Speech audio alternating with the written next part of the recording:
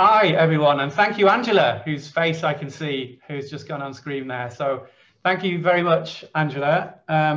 So our panel session and the timing's now moving in emergency fashion into different pattern than we'd initially suggested.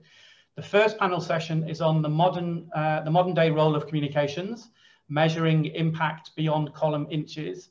And we're joined very kindly by our moderator, who is Angela Tan, who is the Communications Director, Southeast and South Asia, Middle East, Australasia and Africa for AXO Nobel. I think that's nearly the whole world, Angela, so we're delighted to have you here. And we're sorry to throw your timings around somewhat on the back of those technical challenges. No worries. Communications people are always well prepared. Thank you. And I will leave you to introduce your wonderful panelists and take it from there. Just before I go, just to encourage everybody once more, the Q&A box at the bottom of the screen, please use it. Angela will, I'm sure, facilitate the questions at the end of this, and I will come back and introduce the next panel later on. So thank you once again, and see you soon. Thank you. Good morning, I'm Angela. Thanks to Lee's introduction. I'm actually leading communication and public affairs in this region in AXO Nobel, which is a paints and coating company headquartered in the Netherlands. It's my pleasure to be the moderator today with a panel of speakers who will share more about the role of communications in this modern day beyond your column inches. And of course, besides the SOS that Richard mentioned in the earlier session. Now, I would like to introduce our distinguished panel of speakers. Andrew is from a media intelligence agency, and Felicia is from the Strategic Communications Agency, while Janissa and myself would present our views from the customer's perspective. In more details, Janissa actually advocates local action on global environmental challenges such as wildlife trade, shark fins, and plastic at the WWF Singapore. A true believer that conversations enable conservations, she aims to connect people, institutions, and brands with the issues that really matter. She leads an award-winning in-house PR team and is behind campaigns that have galvanized millions while influencing change at the highest level. I have also with us today, Felicia. Felicia heads the analytics division at Maverick, a strategic communications consultancy, bringing over 2 decades of experience in market research. In 2019, Felicia became the first Indonesian to be certified by AMEC. Together with her team, she dedicates her time working with clients to adopt the right measure and evaluation. And of course, we have with us Andrew, the Managing Director of CARMA Asia. Andrew has over 15 years of experience in media and communications in the UK and Asia. He's the co-founder and managing director of CARMA Asia, where he helps organizations monitor, measure, and evaluate communications, providing in-depth analysis across platforms, languages, and industry. And now, I would like to... Andrew, I'm sorry to interrupt. It would appear that your voice is dropping in and out, and I wonder if there's a possibility to get slightly closer to the microphone. Okay, let me move nearer. Is that better? Much better. Thank you so much. Excellent. Very soon, I'm just going to kiss my speaker. Now, I would like to go without further ado into the questions that we have received, actually, even before the sessions. Communication professional role, in my humble opinion, has actually become increasingly important, especially in building narrative in this COVID-19 period. During such unprecedented times, companies step up a lot on internal communications. I would think to stand out and create impact with external communication during this time would be a bigger challenge. So I have questions for Felicia and Andrew now. From your perspective, do you see more challenges for companies to get attention during this period of COVID, as most people are focusing on health issues? Would there be a move towards using more social media instead of traditional communications during COVID, as people are moving a lot towards online shopping? Felicia, please. Okay, thanks, Angela, and good morning, everyone. Well, you know, the shift towards social media had already taken place even way before the pandemic. We're already seeing the trend. And obviously, you know, the pandemic has significantly increased people's screen time. And, you know, people turn into the social media to look at, to seek for news as well as entertainment. You know, recently at Maverick, we have conducted news consumption behavior among Gen Z as well as the millennials. And 85% of these generations get their news from either online portals or social media, and leaving behind the traditional media by far. And this definitely indicates the shift, and also showing the trend will continue towards the future. Thanks a lot. Andrew, would you like to add to that? Sure. I would say that certainly during the early part of COVID-19 spreading throughout the world, and as we saw different countries and regions within larger countries entering into lockdowns, I personally saw a significant spike in the number of email newsletters I was getting from all kinds of brands, many of whom I don't actually remember ever buying anything from or sharing my details with. And I don't know about you guys, but I felt that a lot of those communications missed the mark. You know, if I happened to buy a pair of socks online 5 years ago from your organization, I don't necessarily want to hear from you telling me that you are here standing with me, you know what I'm going through. It seemed a little bit badly executed quite a lot of the time. And I think that, you know, a lot of organizations felt this need to communicate, and communicators often do sort of default back to, as we heard from Richard's talk, although obviously I know the audio was not fantastic, but before that talk ended, he started talking about this SOS mentality. And I think that people felt a pressure to communicate, to show that, hey, we're here. And, you know, we probably don't want to try and sell you something, but we'd like to remind you that we exist. And the other thing that we've seen at CARMA Asia with respect to social media is not necessarily an increase in our clients doing more social, but there's a lot more requests for social listening, using the social channel as a way to try and keep abreast of what people are sharing and talking about, and to see how the world around your brand or the individual that you manage as a PR practitioner may be impacted by people's views through social media. Thank you, Andrew. Now, the question for Janissa. COVID has obviously accelerated digitalizations. Would the organization has moved towards more digital period during this period, or has the shift in focus already started even before the COVID? I think, firstly, good morning to everybody. And hello, I'm from WWF, better known as the Worldwide Fund for Nature. We are a conservation organization, and I'm a communicator with it, which means from an in-house perspective, you know, we support all the functions of the organization. And if you know an NGO like WWF or a lot of non-governmental organizations, a lot of the work that we do at any given point of time is a lot of outreach and engagement. So this goes, you know, from where I'm based in Singapore. We reach out to communities, youths, teachers, and supporters based in the country. We also work a lot with businesses at any given point in time on various conservation issues. And finally, we also do a lot of engagement and advocacy with governments, not just in Singapore, but across the region as well. So you can imagine for an NGO like WWF, or I think a lot of brands, when COVID hit and all the lockdowns happened, it severely limited all the outreach that we were so used to doing. So at any given point in time, we'll be speaking to various audiences. There would always be events, you know, talks, roadshows, and this was literally our lifeblood. And overnight, when these outreach or in-person engagements could not happen, all the focus went on to digital channels as well as media. So we had to figure out in the last year, I think that was the huge challenge was understanding, okay, now we have to reach out to all these audiences on these channels. How do we make it targeted? How do we make sure that we are, you know, understanding the audiences better? So the three, firstly, recognizing the audiences and how to reach them. And also going back to Andrew's point about, you know, why is the socks brand telling you that they are here with you during COVID? So I think the main thing is actually understanding the content that the audiences wanted to get from us, and how do we then drive that, you know, genuine engagement and conversion.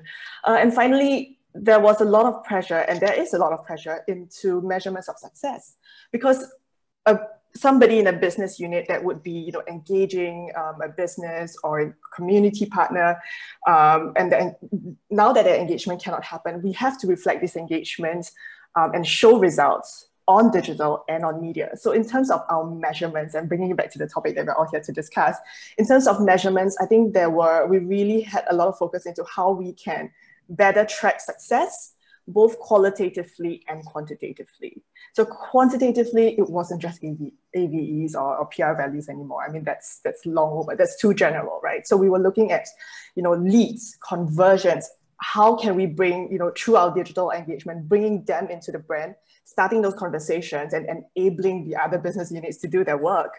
And also qualitatively, how do we get, you know, the key issues that we wanted to talk about that were linked to, I guess, COVID.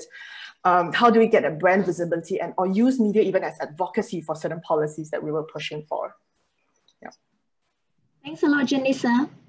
Which social media actually, from your experience during this period, has actually been effective, so that you would recommend, you know, for our listeners to actually increase brand awareness and impact? Honestly, there is no right answer to this, and I didn't even prepare. Like, every social media channel is important. I think it really depends on the brand and your audiences.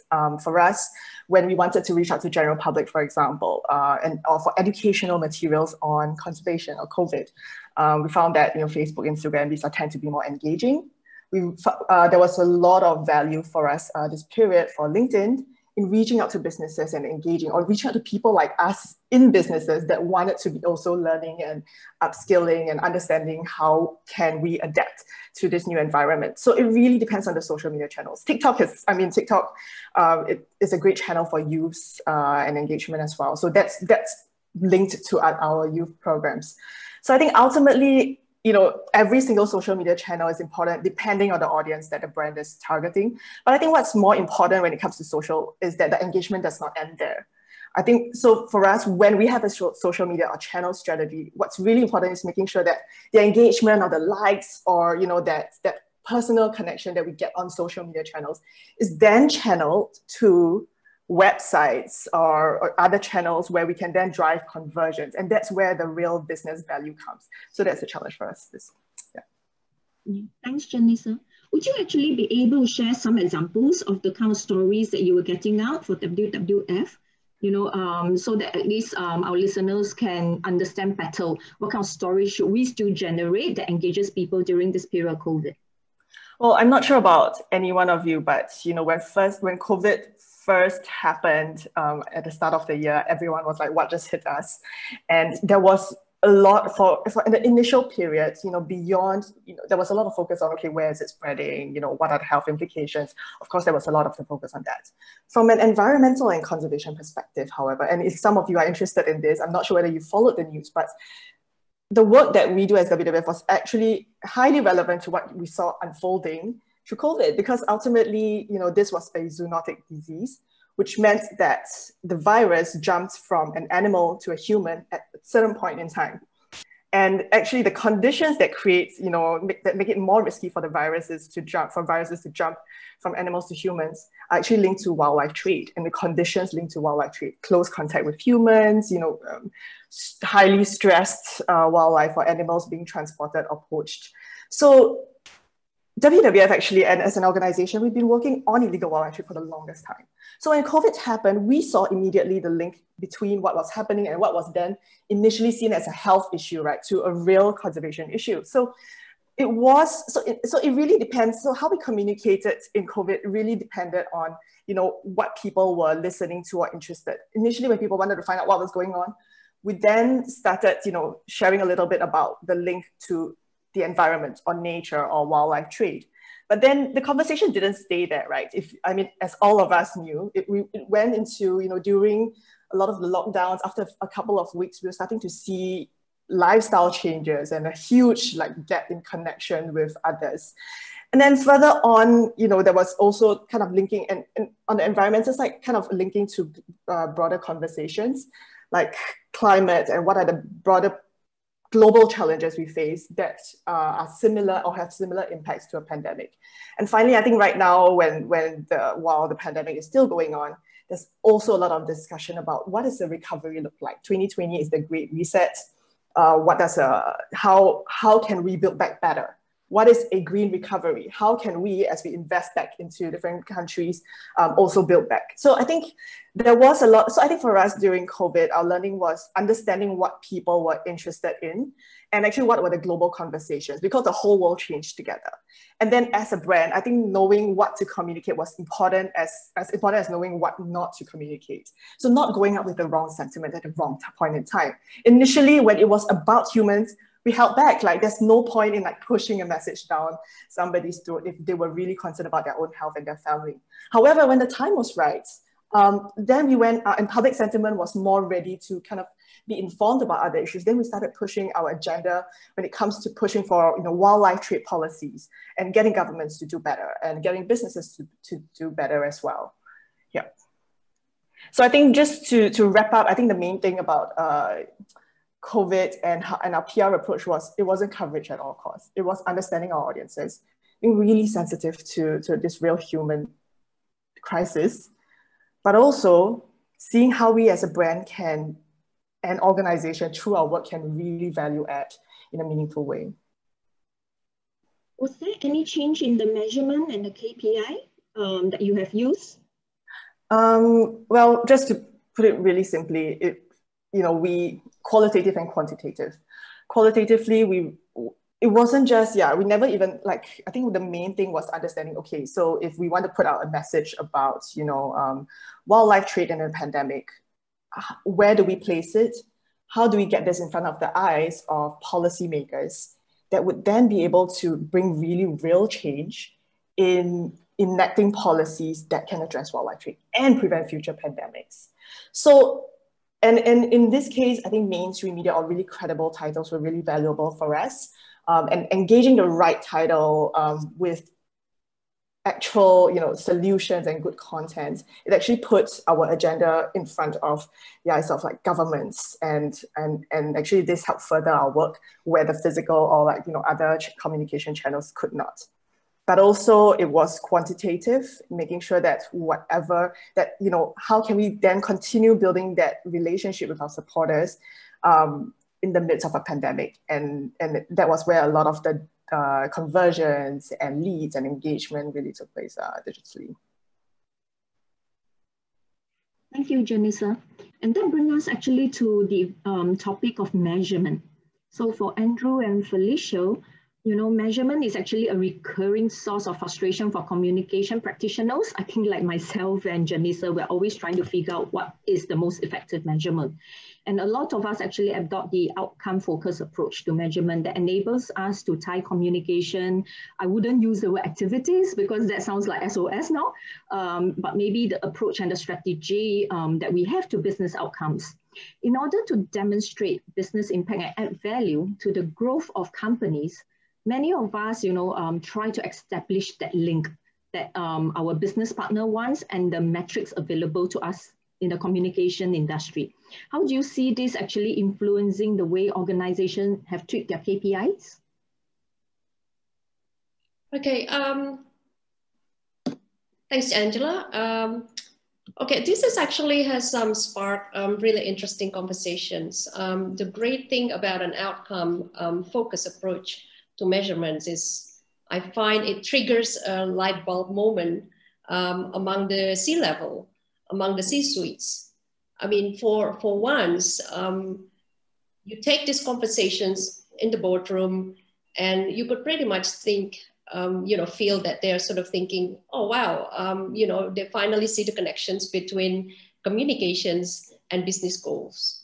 And certainly, I think when we talk about KPIs as trying to tweak the KPIs accordingly is an enormous effort. Using one of our clients, for example, this approach has enabled them to realize that their communication strategies actually lie on B2B rather than B2C. And this is after they're actually going through this exercise, they realize that, okay, they start identifying who are the key stakeholders that are relevant to them, and what sort of strategies that they need to apply. And as a result, obviously, they are putting in steps to change and overhauling their KPIs. And I think for years as communications practitioners, we have tried to prove our values. We have tried to prove our worth. Bringing the conversations to the boardroom is one way to connect how communications actually support achieving business objectives. And you know, I think with that, bringing us to the new level, I know that's not an easy task, but at least that's a start. Thank you. Yeah, And Andrew, yeah, I mean, I agree with Felicia. I would, you know, say very straightforwardly that showing outcomes is vital if you want to be taken seriously by business leaders. You have to understand what are the objectives of your company or your organization as a whole, and then based on that, build your communications plans around how to contribute to achieving those objectives. And there are some fantastic free and open source resources available to everyone to help you do this. And I fully encourage you to go to the AMEC website and look at the integrated evaluation framework. And actually Richard discusses that in his pre-recorded talk, which I think we're now all going to receive a copy of. So I encourage you definitely to take notice of that. Essentially, it gives you a framework, a process to run through that goes from, you know, what is it your organization is trying to achieve? How do communications plans and objectives support those overarching goals? And then ultimately, what are the metrics that you're going to use to help demonstrate the impact in the business? thanks, Andrew. In fact, a very successful approach is actually to reverse engineer communication metrics from the outcome business partners care about so that you can influence stakeholder behavior. What are your advice for doing so? Okay, I think it seems obvious, but you know, more often than not, communications objectives are conjured up without regard of what business objectives is. And I think, you know, making that connections, trying to connect how communications actually help in achieving the business goals as Andrew mentioned, is quite crucial. You know, I think my advice would always be to start, you know, having that clarity on the business goals, and then ask the questions, how can communications help to support this? How can communications help to support achieving the goals? And I think the result, after you ask that questions and you gather all the information, then the result normally, you know, fall into place. So, you know, I think to do that also, with this approach, essentially, we need support from internal stakeholders. So I think, you know, being a good listener to what their needs are, trying to align, you know, all the departments, all the divisions' objectives, aligning them to the business goals, and again, starting asking the questions, how communications actually help to achieving these business goals. I think that would be a start. Andrew, would you like to add on? Well, there's a variety of ways that you can link what you're doing with your comms plan to organization objectives. It really does depend, as Janisa was saying earlier on. There's no right or wrong answer to that. There's you just have to make sure it's appropriate for what you're trying to achieve. Something that we've been doing for quite a few clients recently, though, just to give a couple of examples, would be things like looking at share of search. And also things like providing correlation between what you might consider media output metrics like volume or impressions with website visits or footfall in a dealership or a physical store of some kind. you know, again, there are quite a few freely available tools that will allow you to do this, and you can of course consult with a measurement practitioner like CARMA. But I think one of the dangers is people do always ask me, what kind of metrics should I use for my campaign? You know, what are the best measurement methodologies out there? What they need to start with is, what's the objective that they're trying to achieve? And then it's much easier to answer that question. Another thing that I see quite often is after the fact, after the campaign's been done, measurement seems to be a bit of an afterthought. You know, or now we need to show that we did something. So people quite often, PR objective will be to generate awareness. You know, that top of funnel type activity is an area where I think, you know, PR traditionally has really excelled. But there's no point in asking the question, how can I demonstrate whether I've gained awareness if you had no idea what your awareness was before you started the campaign? It's impossible to then prove that impact. So, you know, I don't wish to oversimplify things. There are elements to this which do take a lot of thought and can be quite complex, but we've also got to get the basics right from the outset. And as Lee discussed in his opening piece this morning, you know, we've got quite a bit of work to do, certainly in this region, to get some of the basics right. I would like to take a moment to actually thank Michelle, Regina, and Zora for your comments in the Q&A session. And I would like to again invite everyone to post your questions online in that chat group. So Zora has actually mentioned that she totally agrees with Andrew and Felicia on always aligning back to the business issues or problems. So business goals, you know, and be clear on the SMART objectives from the onset. So with that, on that note, I would like to actually check, you know, maybe Janissa, Felicia, and Andrew, do you see any difference in communication strategies or approach by B2B company versus B2C companies? And I'm asking this with personal interest because in AkzoNobel, we actually have to manage both actually communication approach. Maybe Janissa, would you like to add? I'm smiling because in an in-house capacity, I do both B2B and B2C at any given time. I don't know, I was just thinking for communication strategies approach, I think I will answer this question, but combine it with Baskoro's question about, you know, you guys were just talking about measuring and tracking. So he was saying, but how do you get from generic business goals that your clients or your in-house teams might put in front of you to crystallizing a comms goal that then we can use very clear communication strategies to address it. So from a B2C perspective, for example, for communications outreach, I think some of the questions are understanding, they always want to bring in new business, right? New sales, new leads, just add. So, but I think the question that maybe where I tend to lead the conversations for communications objectives would be, are you looking for consumers, right? Are you looking to engage existing customers? So because this could be a real need to retain existing customers for some certain business units, or are you already strong in your direct engagement with customers and you're looking to grow new audiences in view of, you know, whatever that's happening globally?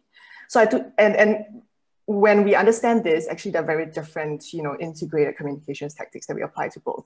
Same thing for B2B. You know, are you building brand credibility in a certain area at this point in time? Or are you looking to then, or do you need leads, like just names that you can then call, and these leads, you know, hopefully are not that cold? Can your content or can your engagement somehow warm up these leads? So these, I think, bringing it down to the details and the realistic conversations I have every day on a B2B and B2C level, these are some maybe guiding questions that you guys can take note of. Andrew, would you like to add to that? You know, I probably observed more similarities than differences. I mean, again, speaking from a measurement evaluation perspective, you know, we don't sort of reinvent the wheel completely when we're working with a B2B or a B2C organization. It's a methodical approach. It's a consultative approach that we take. And referring back to the AMEC measurement framework I talked about earlier on, that is designed specifically to work for small, large, different types of organizations, commercial, and NGOs as well. So I think high-level principles and how you approach your measurement don't change drastically. I think at an executional level, there are differences in what B2B and B2C communicators do, definitely. For sure, with our B2B clients, particularly professional services clients, we just see a different emphasis on the use of spokespeople and a lot of measurement around leadership and spokespeople, looking at things like share of expert commentary, for example. Alicia, would you like to actually provide your inputs? Yeah, I mean, this is an interesting questions as well, because I mean, of nature, B2B and B2C are quite different. Now, there is also another approach how we can see this. I think in this era of change and disruptions, the one constant thing that remains is human nature remains the same. So, even with the shift towards social media and digital, I mean, as audiences, we now read what we want to read. We get all of this information from the channels that we prefer. So I guess the question is then, how can we create, whether you are B2B or B2C, how can we actually create an information ecosystems that is relevant for our businesses? And I think we've seen the trend in Indonesia, for example. We have the top online news portal called detik.com. If you look at the page views, it's over 12 million. Now, if your story is published on detik.com, and I mean, traditionally you would look at it and say, oh wow, I think that's a really good score, right? But the question is, who actually read that particular story? Which of your target audience, did it actually hit the target audience? Did they actually see that particular story? And as we know now, the trend is, our target audience actually create that particular ecosystems. We read what we want to read. We're no longer going into the news portal, but we basically pick up news from whatever comes on our Twitter feed, which has been curated, whatever actually comes from our Facebook feed. So I mean, these basically identifying. I think the question is identifying the key stakeholders who really matter to our business, to our brands, is one thing. But then again, how do we actually identify the information ecosystem that can hit this target audience, the key stakeholders, whether you're B2B or B2C? And I think that would be the approach that we would see moving forward, because then I think if you run a B2B as well as B2C, like Angela and Denise, I was explaining before, there may be some overlap. But then again, combining the understanding of what is the information ecosystem that is relevant to our brands, relevant to our business, and combining this then with the AMEC evaluation framework that Andrew mentioned, that would actually provide a step-by-step approach for you to identify and develop the strategies and approach that is effective for your business. I hope that answers their questions. Thank you, Felicia. Well, on that note of TikTok, I think it's about really creating the impact. And I, for one, noticed the LG Twin Wash, the wash kind of campaign, which actually really struck an impact. But actually in the Q&A now, there's a very interesting question. We are talking about, SOS, and then Andrew mentioned that I don't want to hear from my socks company. So there was a question that, when you have no solid content, is it better not to even communicate? So what's your view on this, Janissa? I think knowing when to communicate and timing it. I really liked what Felicia just said about the information ecosystems and actually understanding your audiences. It's a mistake that us as PR people or communications, when representing brands, right, kind of overlook on a daily basis because we fail to see or recognize what our audiences are thinking or feeling. Yeah, so I wouldn't say it's not to communicate, but yeah, when we communicate, let's put actual good content, something that adds value or maybe meets certain emotional or information needs that our audiences want, especially because during this time when everything is digital, it's really noisy, even more so when everyone is online. And I think this was a challenge that my social media team faced. Like they were talking all the time about like algorithms changing, their engagements going down. The only way I feel to cut through all this is understanding what works with your audiences and then catering the content specifically for them at the right time. Yeah. Thanks, Janisa. Maybe on that note, Andrew and Felicia, I would like to check, can you share some of the metrics that's commonly used and actually highlight any pitfall when you're using some of these metrics? Sure. I mean, I'll bring it back to an earlier point that you need to align those metrics with the objectives, etc. But as far as what you would commonly see, things that lots of our clients would look at, I'll run through some basics, certainly for anyone that's not currently doing any measurement at all. I think you do want to have some idea of the overall exposure that your brand, product, service is getting. And that's typically going to be in the form of quantitative metrics. But we should not stop there. We should move forward and look at things like positioning, having achieved that exposure, what are the factors that are driving the reputation and the engagement that exposure is getting. Then to pick up on the point that one of the points that the ladies were just making about targeting, you have to be working with the most reputationally relevant media platforms, social media platforms, partners, etc. So having got that exposure, having understood the sort of quality and reputational factors that are driving your position, you want to make sure that you're being seen in the right places, because there's no point in promoting a product to someone that's clearly way out of your target audience. Finally, a lot of clients like to sort of contrast what they consider to be PR generated and organically generated media. And ideally, you want to link everything I've just said to organizational impact. And that, again, can be done in a variety of different ways. But for a lot of commercial organizations, it's going to be sales or a stage before the sales process happens. If it's B2B, it might be leads, for example.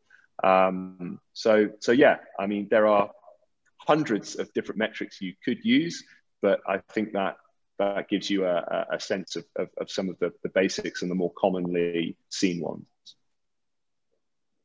Thanks a lot, Andrew. Felicia, would you have any further suggestions? Yeah, I think when we talk about measurements in this market, we observe that many companies are still using PR values, which is a derivative from AVEs.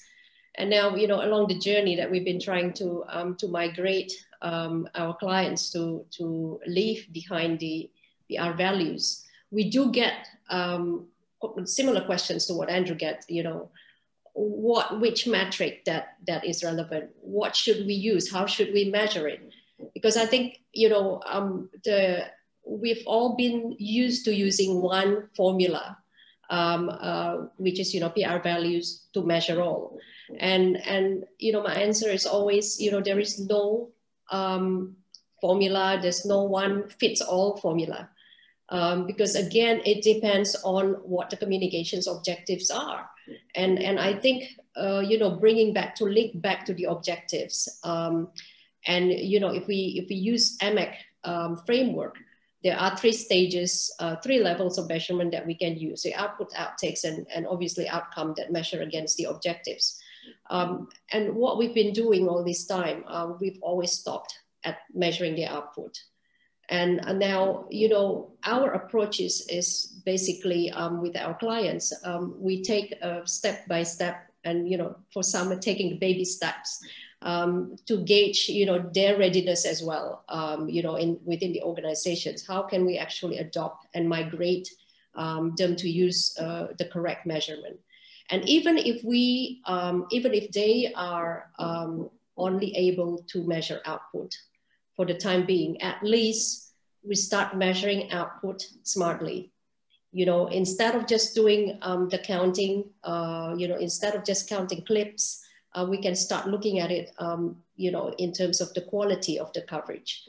We can start looking at the key message penetrations. We can start looking at, you know, how these stories that's being published on traditional media actually get shared on social media. That's also one thing that you can actually see.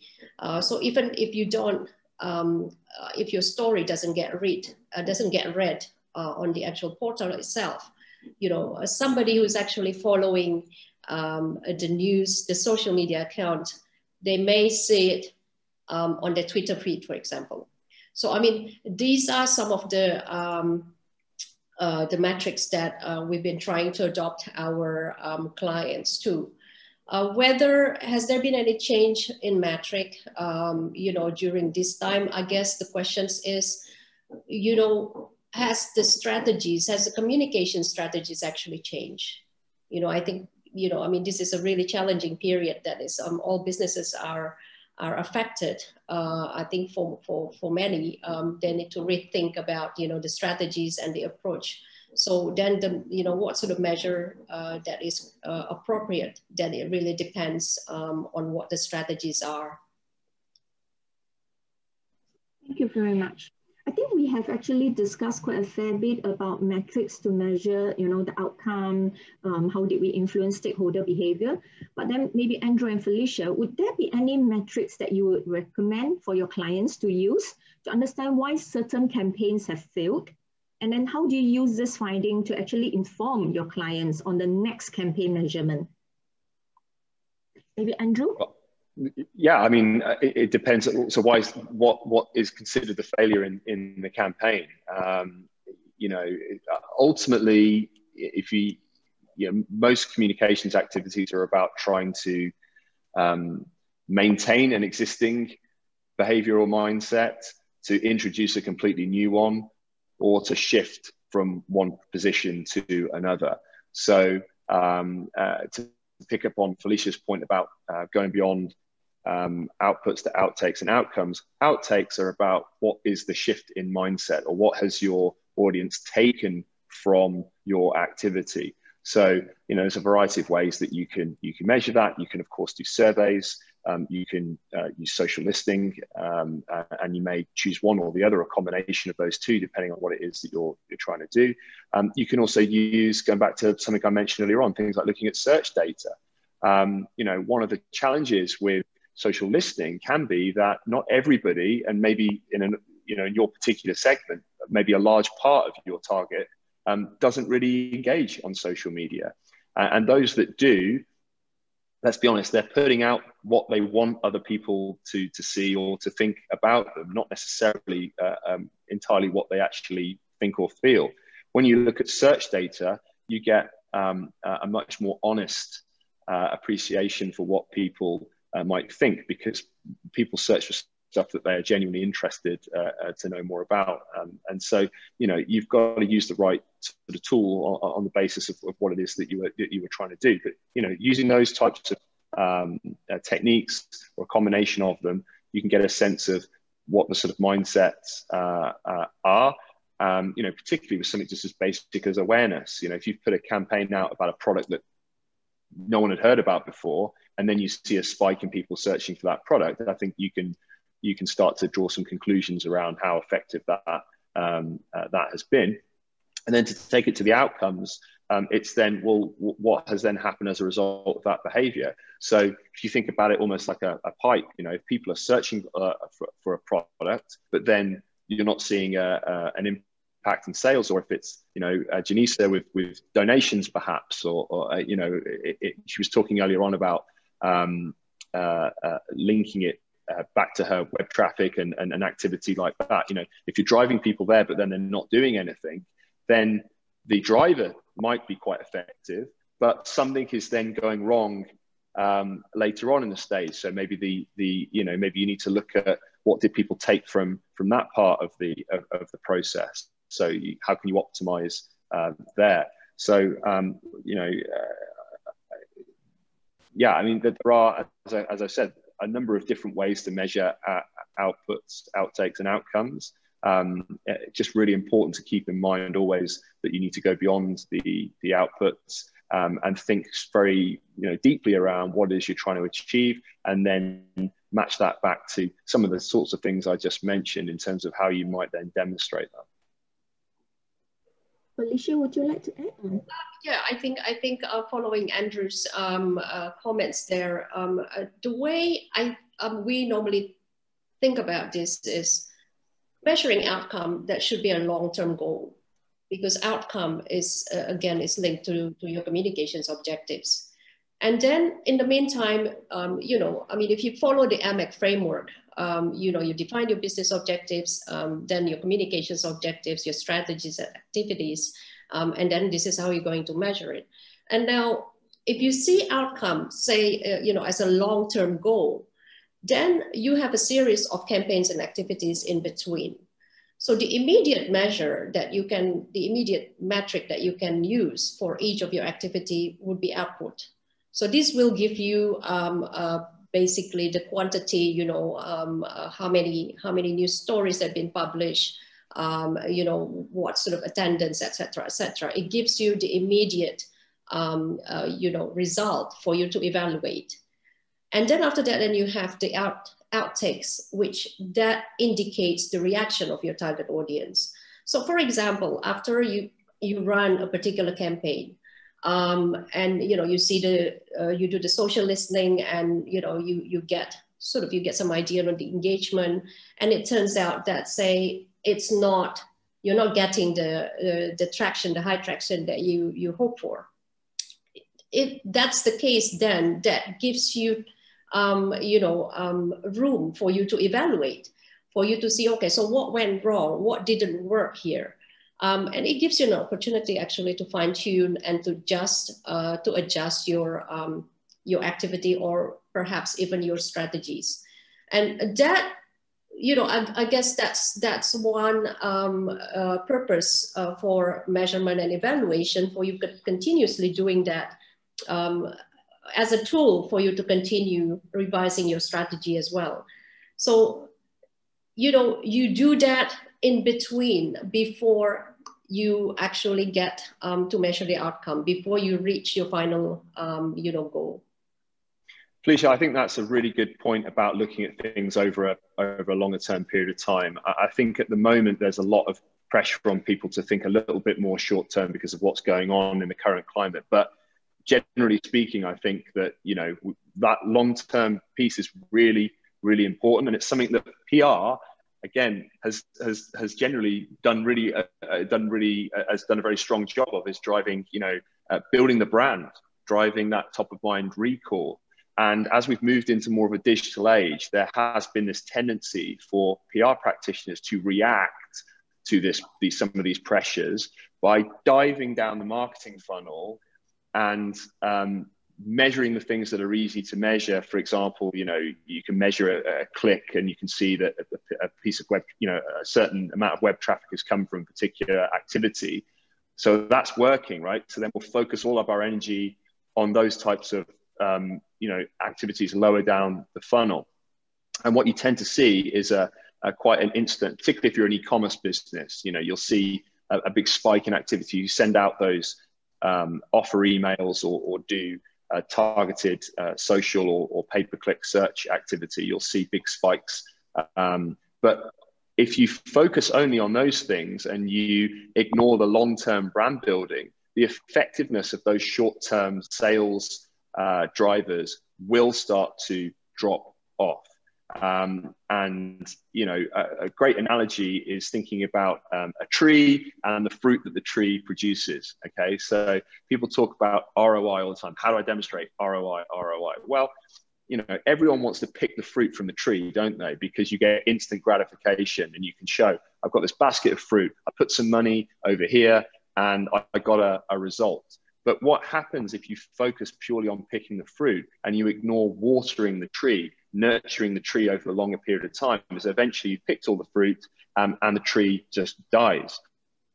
So while we have been talking today about measuring and showing outcomes and drawing a line between those two things, I fully believe in that as a practice, we also shouldn't overlook some of the things that PR is really good at, which is building our brands over the longer term period. And there are different measures for those things than the other more short-term activities. So I think that's a great point, Felicia. Thank you. And I would like actually to thank everyone for your time on that conclusion. So if there are any questions, please feel free to send them in, and then we will try our best to even respond offline. Thank you. Thanks, everyone.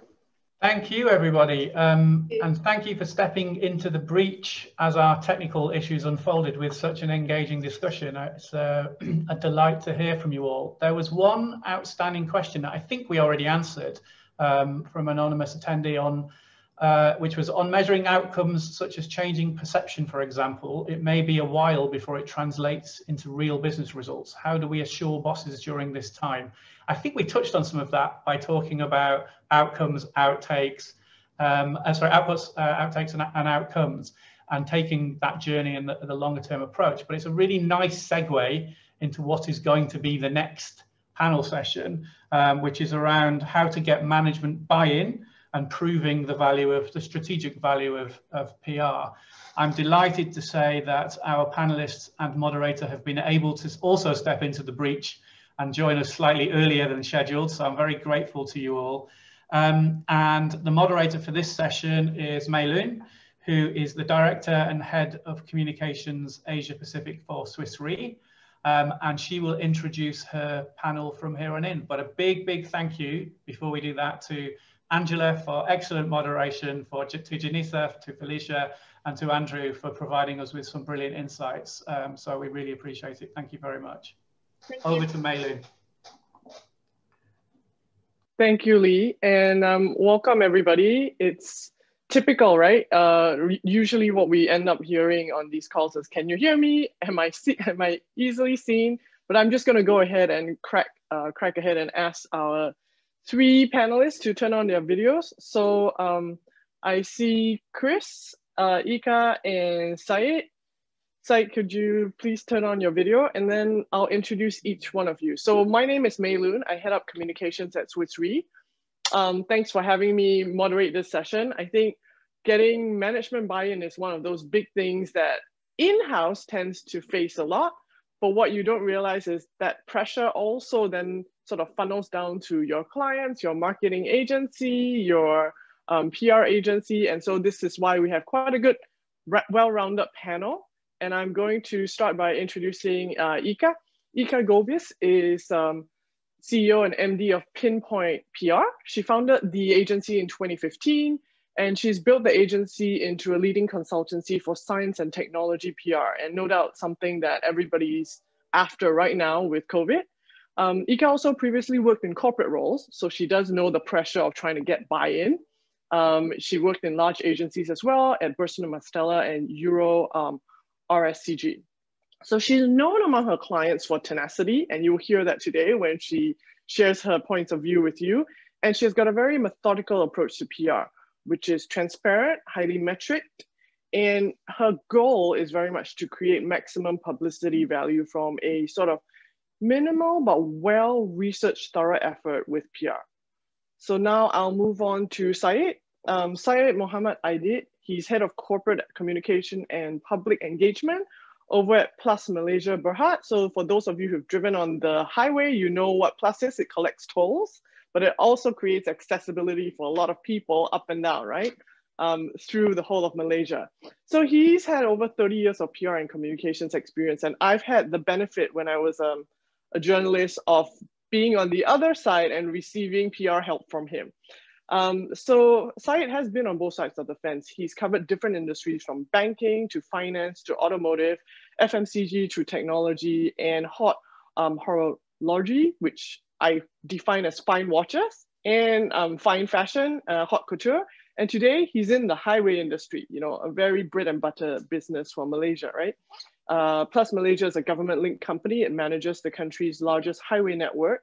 And in less than a year, he's managed to lead the firm to 4 National Gold PR Awards. And this year, Plus also became the first highway company to win a AMEC Gold Award for managing crisis and reputation.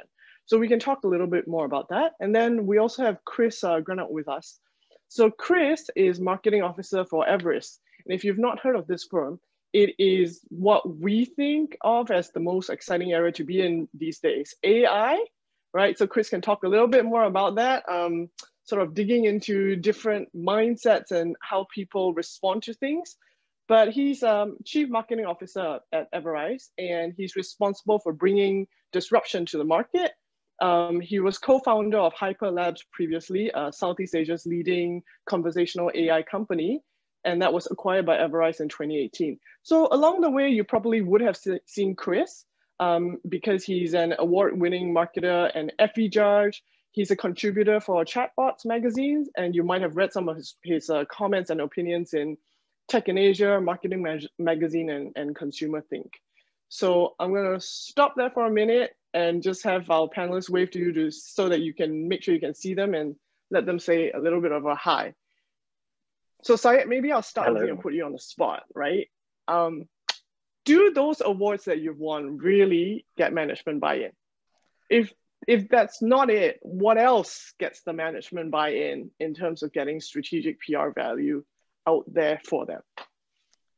Thank you, Meilun. Welcome, everybody. I'm very happy to be here from Malaysia. Thanks, Lee. Proud to be part of this panel. So the question is, do the awards result in more management buy-in? The real answer is we did not go out to do all that we've done to win awards. So that wasn't the intention. The awards were the byproduct of the strategic initiatives, the leadership drive.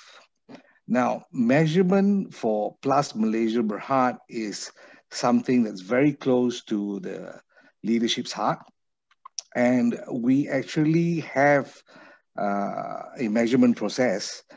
Before I joined, it was already in Plus, right? So we're just not a highway company. We're actually a brand that is out there to take care of highway customers every step of the way, right? So that is our brand mantra, right? And to do that, we have to ensure that we measure customer satisfaction. And once they're satisfied, what is the level? There is a Net Promoter Score measurement. And all this sums up to a reputation index. And Plus has been doing that since 2018, when Dato' Azman Ismail, our managing director, came on board. Dato' Azman was formerly from Shell. So he's been with Shell for 30 years. So I guess measurement comes in through a leadership's belief that what gets measured gets managed, and what gets managed properly will spurn the desired results. Okay, thanks, Syed. So that's one way of getting management buy-in, getting measurement, which we talked about earlier. But I think when I look at PR, it does span a much broader sort of spectrum it spans a very broad spectrum of work, which is why measurement is such a challenge, right? And I see Ika nodding there because we've had this conversation earlier and she had talked about being part of a broader conversation, pulling in that thought leadership. So maybe Ika, can you share a little bit about how that does help sort of steer management and also get their buy-in, especially if you have a good example? Sure. Well, I think, you know, when clients approach us and it becomes a financial issue, for example, to do PR, what we counsel is that what we're doing is helping to build the reputation of the company, and that translates to the goodwill of the company. So it does go on the balance sheet at the end of the day. It's, you know, if you're going to sell your company or you're going to sell shares in your company, what's the goodwill worth? And that goodwill is shaped by the reputation management. And, you know, us building the reputation. So in terms of, and to build that goodwill, we really have to position the company. We have to position the leaders in the company so that they understand what the company stands for. And you mentioned the word thought leadership. Like we're helping to build what that person has to say and get across their thoughts. So for example, we're working with a co-founder of a neobank at the moment who's trying to get regulatory approval in the Philippines. And so, he's got a necessity to get across the fact, to get across his knowledge, like why is he the best person positioned for this? What has been his career and experience in order to give him credibility in that company and to have the right to earn, as a startup, regulatory approval to start an entirely new bank online in the Philippines. So that's really what we do, is we help to shape that reputation. We help to shape and position who he is in that instance. And then to measure that, well, one measure is to get the regulatory approval itself, right? Another measure is, we work with a college and we're trying to position them as a university. And one of our goals for that, and one of the ways that we get management buy-in to do PR, is the ultimate goal is to have that college discussed in Parliament. So how then do we raise the profile of the management of the college and build the academic reputation of the college to the extent where it's perceived as a university and is then debated in Parliament? So these are some of that was something we set out to do about 3 years ago. It actually happened this year. It was discussed in Parliament. So we know that we've achieved that goal, right? And that can't be measured in how many articles you do and what the AVE of that article is. Yeah. Thanks. Congratulations. And so I think I'd like to move the conversation over to Chris, because Chris, as marketing head, there's always a little bit of tension within firms between the marketing and the PR department, sort of like, who gets their stuff in front of the management. How do you find that balance to make sure that it works together and the management buy-in is balanced out? Or do you pick one over the other at certain situations? Well, fortunately, in our case, the marketing department is the comms and PR department, so we don't have that battle. And maybe that speaks to the solution, which is the having better integration and having kind of one throat to choke at the top of the organization.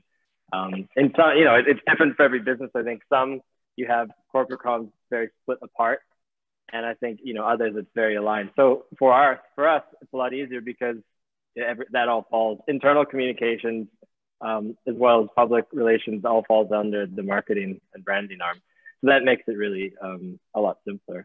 I think the second thing that, whether you're from either side, is I think a lot of times people from either PR or marketing forget one simple truth, that we are probably in the best position in the company to make other people look good. And I think people don't use that enough and not to say that's a hollow metric, but in building a brand and in building a company, you need to have people who are the spokespeople of that. And they need to be able to articulately convey that message about who they are and who they want to be and, what market they're capturing.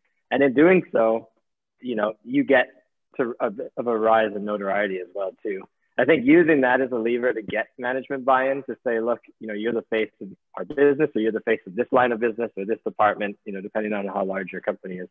I think that's a really critical tool to use to do that. And in the case where maybe you have an executive who's maybe more, camera shy, we'll call it, those people are still usually would have opinions about things that should still be articulated and still need to be out there in the world. So working with them to make sure that their insight comes to life for the sake of the brand and the reputation, I think is still important, and that they would still understand that. I think that makes a lot of sense. I mean, there's media is one piece that, only this kind of function can sort of bring together. And the more, I guess, the more media begets more media. But there's a question too coming in and asking, what 3 tips could you give to prove the value of PR in this era to management? Any one of you have thoughts on that?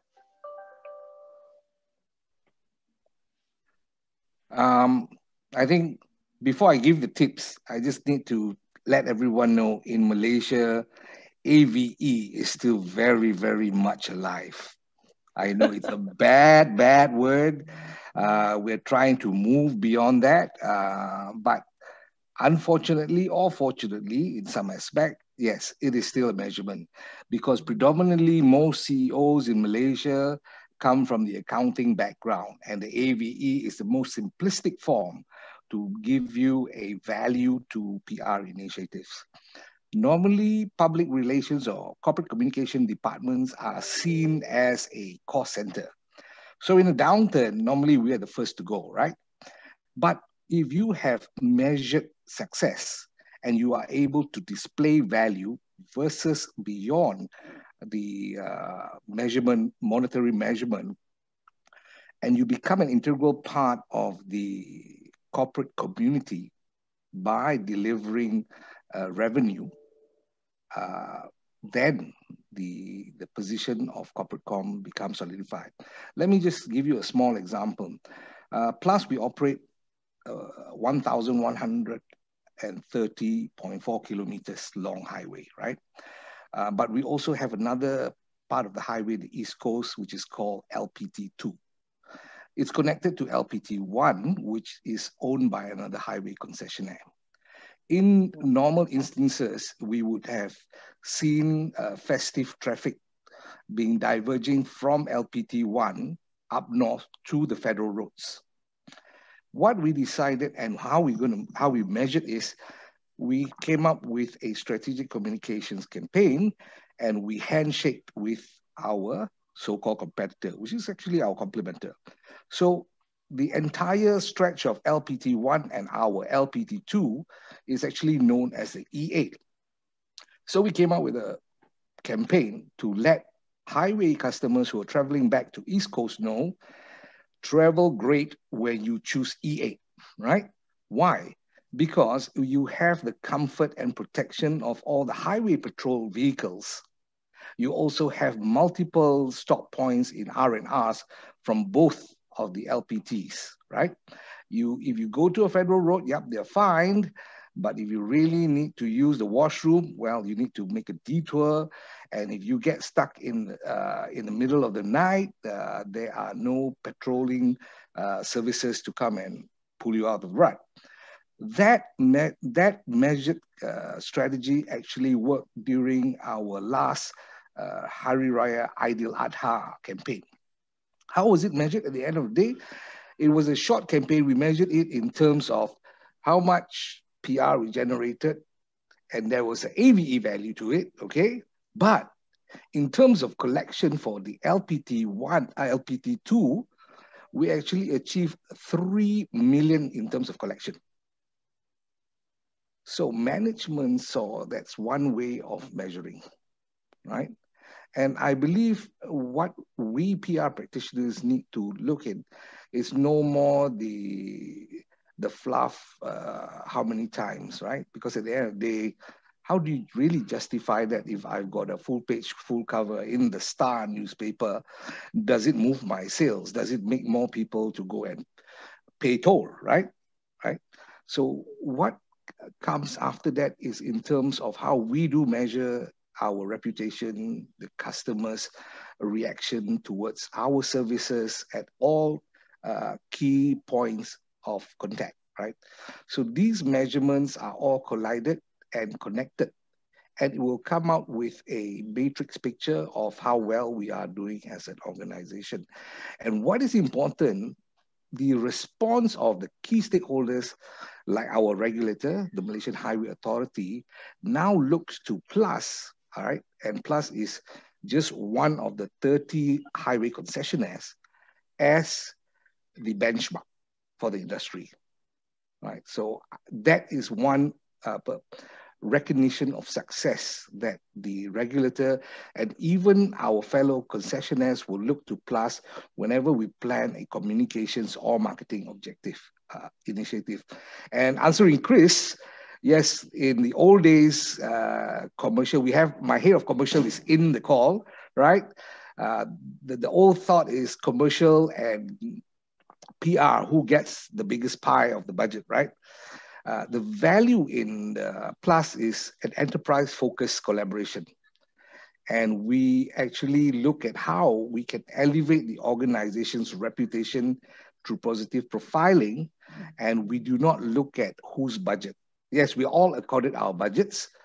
Even operations sees the value of the PR and commercial team.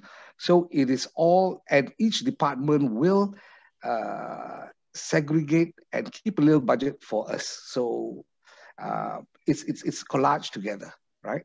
So as I said, once there are positive results that it is measured, it is seen, it is felt, and the reaction from the market, from the stakeholders, from the government is really resounding, that to me is the biggest testimonial of success.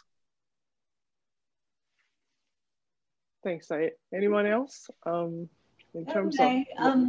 I think if you have to ask, you know, what are 3 tips to prove the value of PR, that you're probably not on the right track.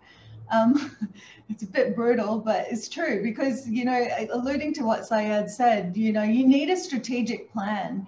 If you have that strategic plan, you have a reason for doing PR, then it's pretty easy to prove the PR value, because you're achieving your objectives, or you're hopefully achieving your objectives or not. And if you're not, why aren't you? So you determine in that strategic plan what your PR value, like what your PR is, what value that PR is going to bring. In government, they say PR value because they take AVE and they multiply it by 3 or 5 or whatever, which I think is absolute nonsense, and I refuse to do for my clients. So, you know, if they want to do that, that's their choice, they can do that. But I don't give them that number to do it. I give them the actual AVE number so that they can make up their own PR value numbers. But PR value is much more than a number. It's actually whether you carried the key message across, whether the right spokespersons were mentioned, whether you were positioned well in that article, whether that article was about you or not. You know, it's many, many things. It's not just the actual value of what that advertising cost is. And I think today too, yeah, go ahead, Chris. No, you go. I was going to point to you because I said, I was going to say, in today's world, especially because you deal with sort of the AI, the bots and stuff out there in something that cannot be quantified in a particular section of the paper or a section of the media, it's a conversation. How do you showcase that to management? And sorry, feel free to jump in on that other point that you had. Oh no, I mean, this segue is fine. I think at the end of the day, there's 2 types of companies. There's megaphones and there's magnets. And you're either on one either end of the spectrum, or you're on a journey towards the other. So for us, I think when I first took over the role, it was very obvious we needed to be a megaphone. You know, we didn't have a lot of brand awareness, and not a lot of people knew who we were. So there's a lot of things you need to do to kind of shout and be like, hey, we're here. And I think the easiest way to look at it is in the same way you have trade deficits and trade surpluses. You have that with media. Over at the beginning, if you're on more of the megaphone side, you need to be, unfortunately, because you don't have the reputation, paying for a lot more placements. You need to be putting yourself in the outlets where people are going to see you. But over time, your goals need to be to turn into a magnet, build that reputation, so people are asking you things. You're not chasing. There should be a tipping point where you hit that deficit to surplus and you're starting to get more. I mean, perfect example is, you know, which we wouldn't have been able to accomplish last year, is you can start kind of comparing apples to apples in a lot of ways. You know, we were involved in over 20 webinars this year. I think only paid or hosted 2 or 3 of them. So I know from that perspective, we've kind of started to tip over that. People are asking us to join. In other cases, you know, it's share of voice and mention. Are we paying for a lot of these placements, or are we getting asked to comment? Another thing we track a lot is last year, I think we won something like 40 awards. That was one of my head of PR's KPIs, was win lots of awards. This year, we've had people from Business Insider and other places, because we're building more relationships, asking us to be on top lists, and our leaders, like our CEO is just listed as the top 100 leader. We didn't, you know, that didn't cost a dime. So there's a tipping point, and there's a moment where you are definitely building up that reputation, building up those messages, and you should be all tracking towards the point where, you know, companies like Microsoft are, you know, a great example of a magnet. You don't have to, you know, a lot of what they get to do because they're Microsoft, and people value them and want them to be on panels and want them to talk about their business and where they are. And I think, especially for B2B, but, you know, a lot of large consumer brands, that's where you need to be tracking. And if you're already a magnet, then more of your goals are aligned around probably communication and where you want to move, you know, shareholder value and things like that. But there's definitely a journey. I think that's the easiest way I could probably explain the difference between the two. Okay, that makes sense. So what happens if you're a magnet during a crisis like COVID? How do you then strike the balance of when you go out, when you persuade the stakeholder that this is the time and this is not your time? Because crises are also opportunities for us to get that management buy-in. I'm just curious to hear if there were any experiences during COVID that any of you might want to talk about. Well, for us, I think, you know, we were fortunate as a leadership. We already have a very strong, as an outsourcing company, we already have a very strong internal communication pipeline. And for us, we very quickly were able to move people home. And so that required quite a lot of communication, and the leaders know the importance of that.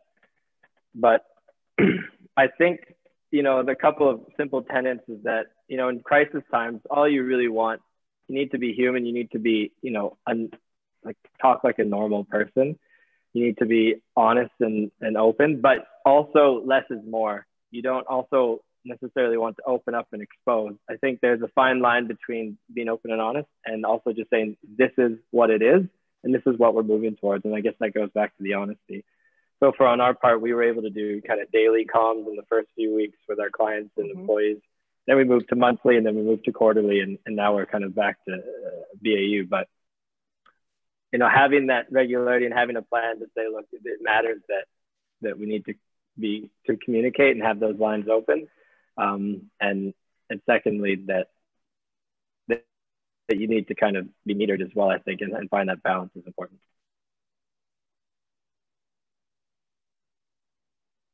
So talking a little bit about sort of the internal external balance, right? I think that's an interesting conversation, because that also helps you to get your stakeholder buy-in, to look at the whole spectrum of what comms does, because it's not just comms nowadays. As Chris, as you said, it's marketing, it's also social media. Ika is getting out there to be part of a conversation. Syed is also measuring customers, right?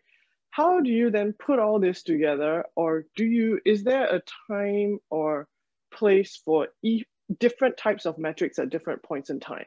Because I think that's one of the questions also asked. What else is there out there that we can use to measure? And how do you put together maybe a dashboard for your management?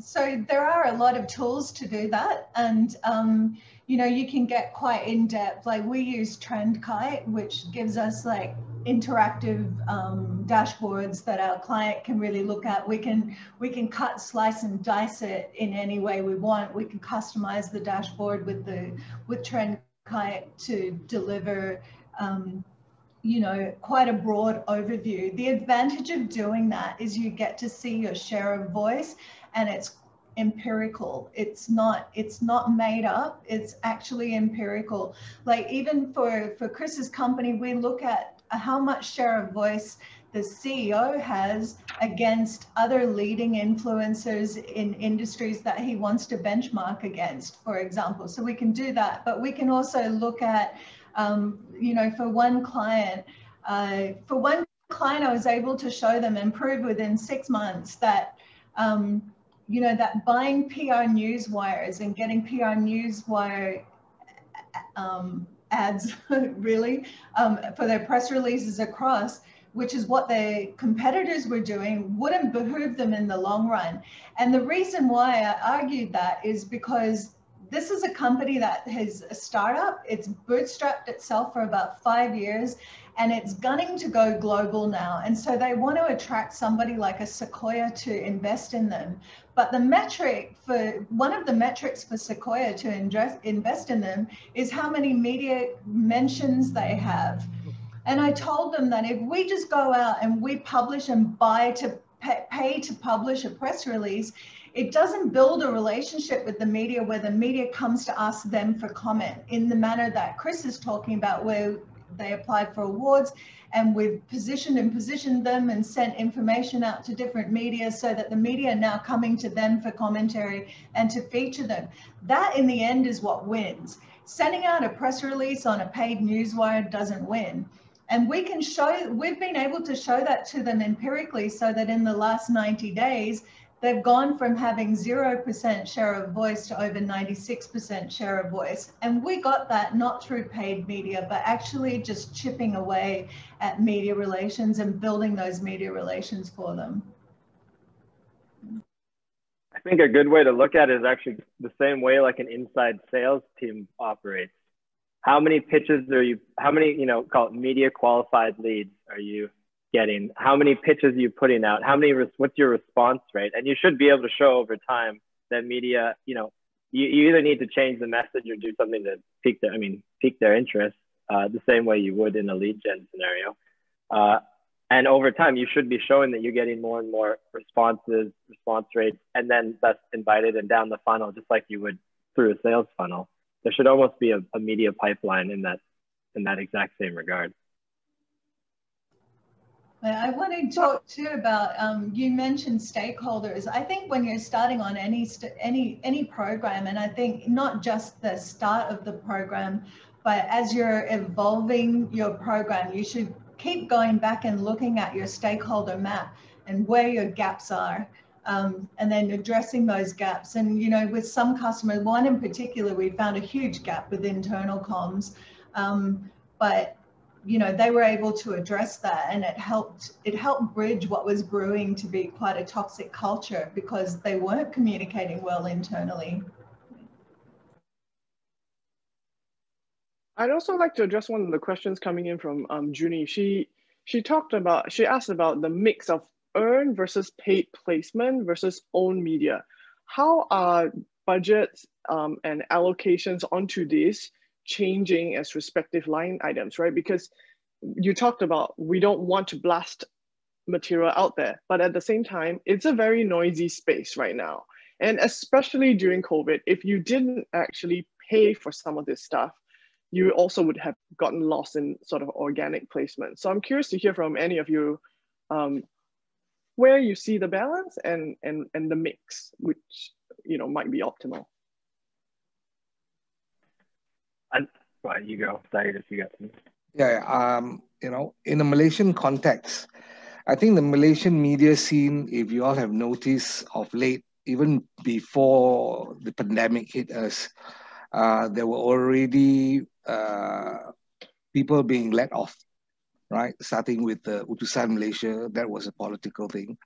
But when the pandemic hit, more and more media houses, major ones, were letting go people, right? And in the end, what this did is a lot of all these journalists, editors, they started formulating their own online portal. So the media sphere became fragmented with smaller media, right? And all of them had different agendas, and all of them were going out on a survival mode, right? So you want coverage, we'll give you coverage, but we still need money in return, right? So you can work out a PR campaign, fund them, and do things. Some would, I guess, turn the tide by being antagonistic. So sometimes they get your attention by hitting out at you, right? So you go out there, you speak to them, and say, okay, I will see your point of view now, right? So the point is, every media now is trying to regain their livelihood, right? And even the media houses have now streamlined and, well, we call it right sizing, right? But at the same time, it's still about dollars and cents. So they would also come and propose an AVE, right? So they said, okay, you spend 1 million with us, we'll give you back 5 million worth of airtime and coverage, right? And because everybody is fighting for space and noise, you just have to weigh and which tool you want to use in this battle of communications. Plus, we have not paid for advertising. I think because of the nature of the highway, right? We face issues on a daily basis, and we need to respond to that. And I guess one of the key things is I realize the more open and transparent when you are responding to the media, they tend to be more forthcoming towards you, right? I've noticed organizations who tried to keep mum during the pandemic, they did get a lot of flack from the media. Because remember, it's all about my perception against you, and if you don't say your piece, and if I come out with my piece, they say don't cry lah at the end of the day, right? So I think we do need to look at how we give credible, newsworthy content to the media. So I think when it comes to, Plus is a different animal because sometimes also I believe I got no choice, but we just have to face the world. The media will keep coming to us. But when I was in my consultancy business, I think one of the key things is the client open and willing to work with the consultant and take counsel from whatever strategy that you are espousing to the client, whether they're willing to do it, whether they have the guts to go with the consultant, and measurement. And I think that's one of the key things that a lot of PR consultants in Malaysia face is clients do not want to pay for measurement. And that's why the AVE still survives.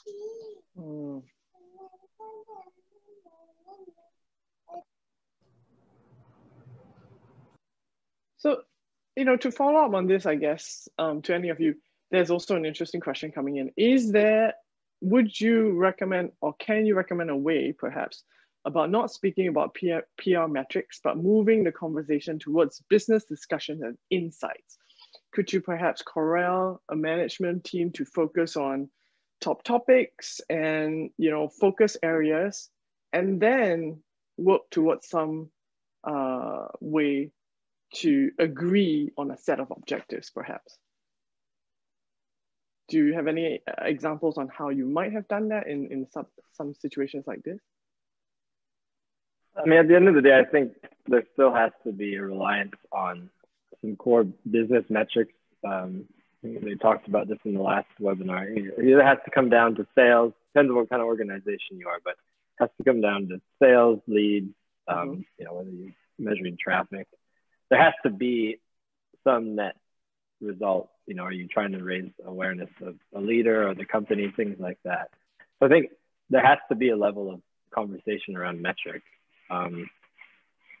But I think the second value of a good media strategy is that, especially if you're entering a new market, it offers a very good chance to get your story straight, because you're pitching so many times to people outside the organization who don't care as much as you do about it, that you get a really good kind of sober look at who you are and what matters to other people. So I think it offers a sounding board too to get your messaging right. So I think you could have that conversation alongside, these are some of the goals that we have with it. But I think, you could play off of those two main things. I think that in this year especially, management have really understood the value of their comms team and their PR team. We had a situation in April in the middle of the circuit breaker where our client Hitachi Vantara was releasing a new suite of products. And that suite of products had been designed especially for Asian customers. And normally what would happen is the salespeople would go out and tell their prospects and their sales, their customers about this product and how it was now suitable for them. But but it was really difficult for them to do that and to illustrate that. And instead, the onus became on the PR team to get the message out to those people that this product was available and why it was so suitable to the market. And so the whole focus, and that was just one customer, but we found this across several of our enterprise tech clients, is that the focus shifted off the sales and marketing team and fell squarely on the PR team to communicate over that period, especially between March and June. Because they literally, like, I think everyone was a bit shell shocked. Nobody was like, they were a bit like deer in headlights. I don't know how to do this. And because of that, we had to pick up the slack. And we were the best positioned people to do that. So I think that the management team became super cognizant of how valuable the PR team is, not just in a crisis, but when nobody else can communicate, we're the ones who need to do it for you and put together sound strategies to do that. Yeah.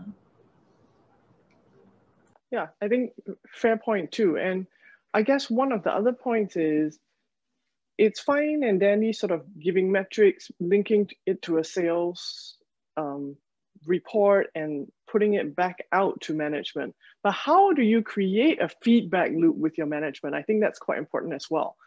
Do you, just in the way you work with either your client, Ika, or your management, Chris or Syed, your management, what is the regular rhythm of a feedback loop so that you can consistently keep up this buy-in once you have their goodwill, once you've built the reputation, and once you have that trust out there, right? Is there a regular rhythm that people can tap your insight for? For us in Plus, we keep our C-suite and our MDs in loop almost every day, right? We're on WhatsApp, right? And what this pandemic has done, it has made us into a single unit. So whether we are facing multiple challenges or issues, and there are multiple work streams that we're working, it is very clear that every single one of us, from operations to HSSC to traffic safety to comms to commercial marketing, HR, we're all really connected together. And one of the key things that my department, CCPE, does for the external comm, my head of internal communications and employee engagement, Shah, she's also sitting in this, is we've got this hand-in-glove relationship, because we believe strongly that branding is also inside out. And if the internal staff do not buy into your initiatives, right, you can communicate and get the sanction of the management outside.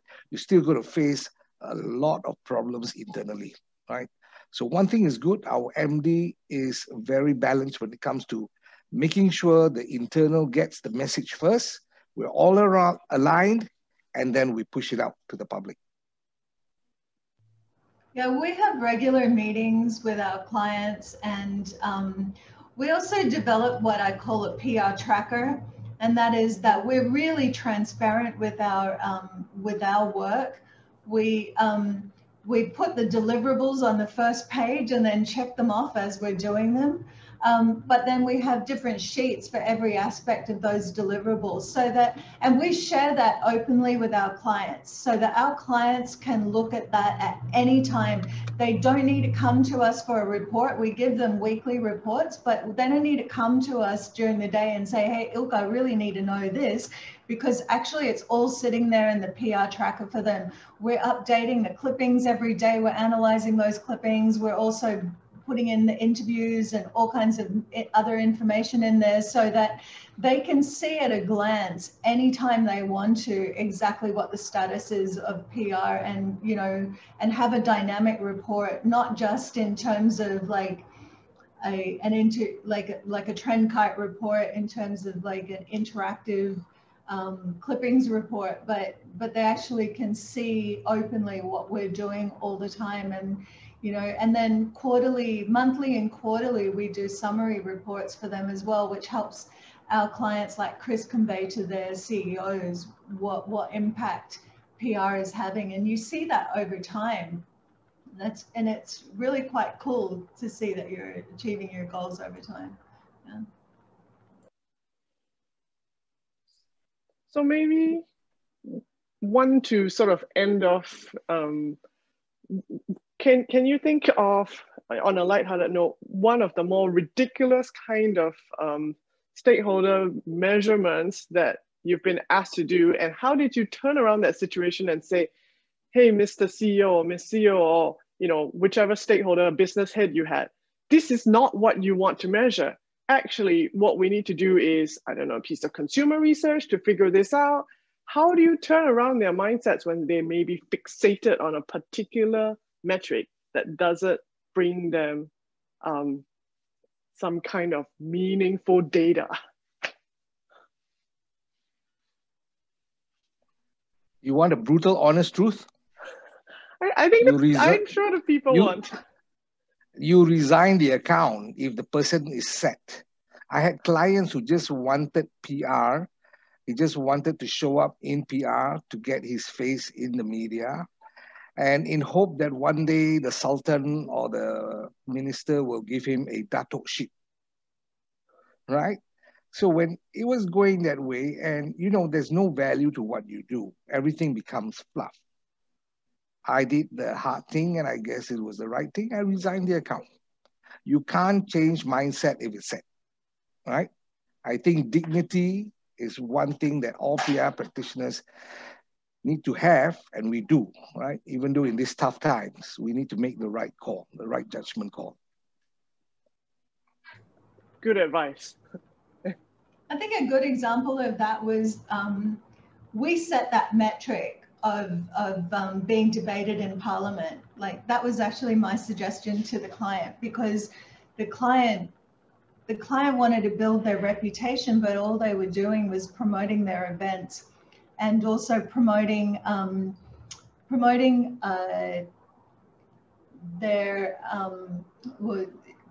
to acquire new students. Like, that was the limit of their PR efforts, is promoting the events that the school had, and and promoting to acquire students. So what we did is set about creating a really methodical program for them so that they could build their reputation, strengthen their academic reputation, and not just to promote. And we figured that we would succeed when when we didn't have to put bulletins to the media daily or weekly, but when the media came to us for that information instead, or started sourcing that information from social media, then we'd know that we had succeeded in building that relationship. And then the other measure of success was actually to be debated in Parliament. So yeah, there can be some crazy ones. I think when I was really young, though, the craziest one I ever had was to look at the number of line items on an invoice, and also to get measured by EBITDA. Yeah.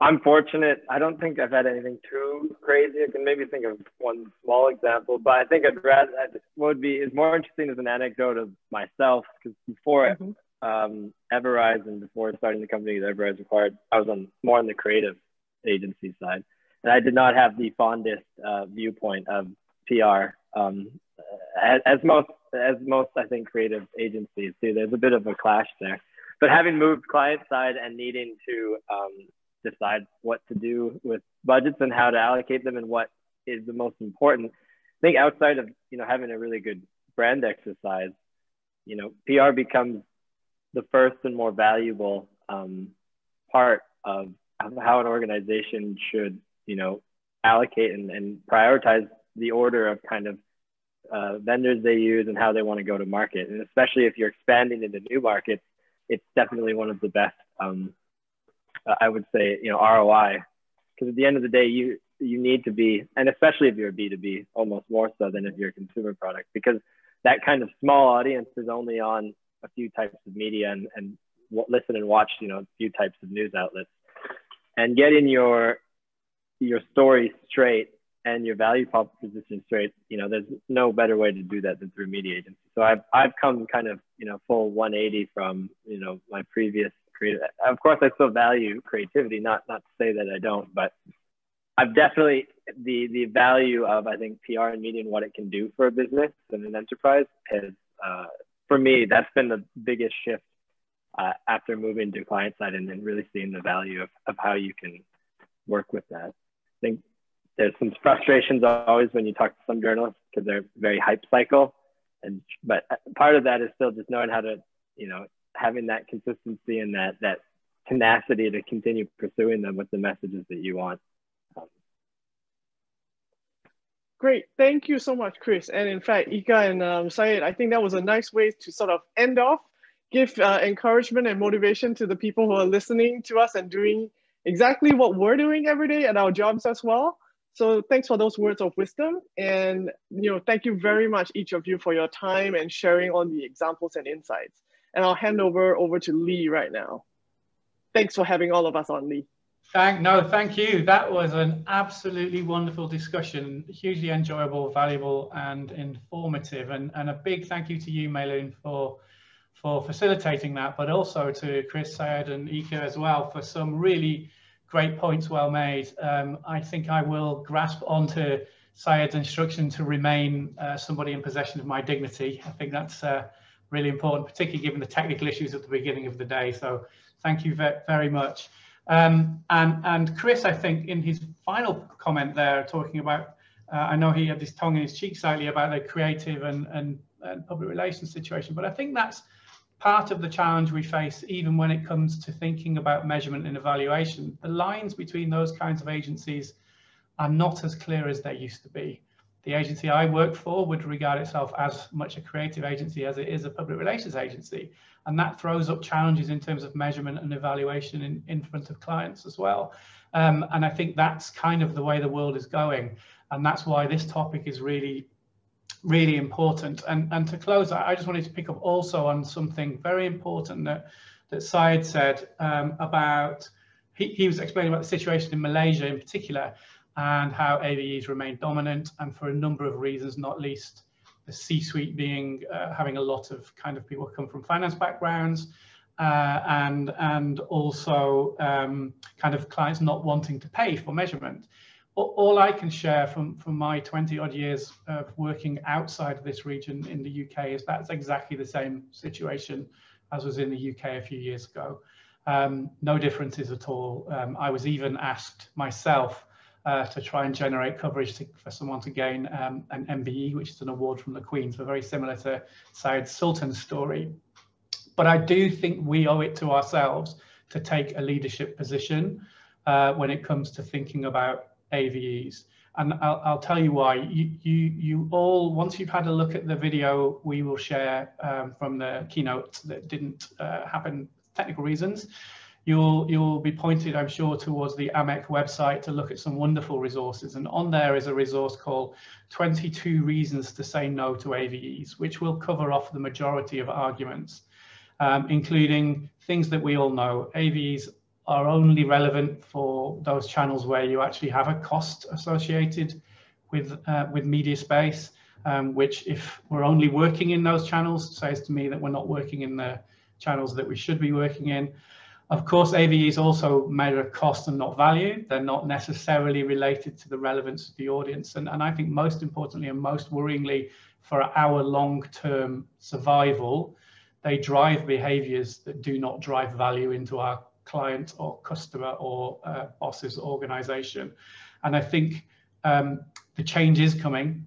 We need to be ahead of that change before your client or your boss is knocking on the door saying, why have you been doing this for me for the last 5 years, 10 years, whatever it is, when actually I now realize it shows no value to me. So looking at the AMEC framework, having a look about how we can use that, I realize this is not an overnight change.